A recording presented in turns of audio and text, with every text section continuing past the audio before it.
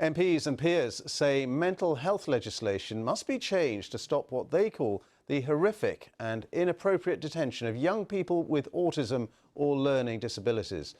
The Joint Committee of Human Rights says conditions in mental health hospitals across England inflict terrible suffering on those who are detained and cause anguish to their families. Our education and family correspondent Frankie McCamley has this report. The only physical contact Jeremy and his daughter Bethany had was through a hatch in one treatment unit. She has autism and was placed in isolation 24 hours a day, 7 days a week. She was made to stand at the other side of her room when her meals were being served. She has to sit on the floor.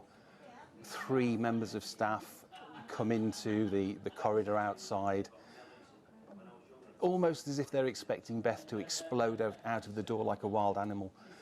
At that point, the door is open, the food is slid inside, and they shut the door again. Bethany, who we can't fully identify, was doing well in an adolescent unit.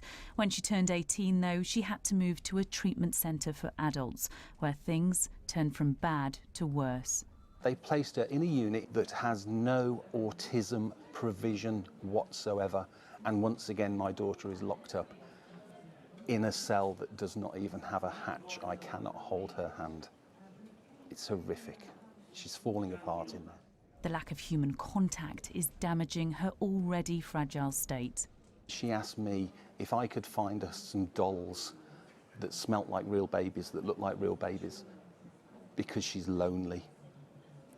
That broke my heart, completely broke my heart. Today, a report from the Joint Committee on Human Rights says seclusion and restraint is the horrific reality for too many young people with disabilities and autism, who too often face inappropriate detention in brutal circumstances, which inflict terrible suffering.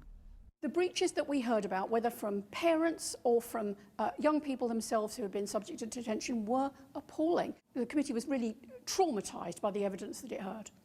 The inquiry is calling for urgent change to the system and an overhaul of the Care Quality Commission's inspection regime.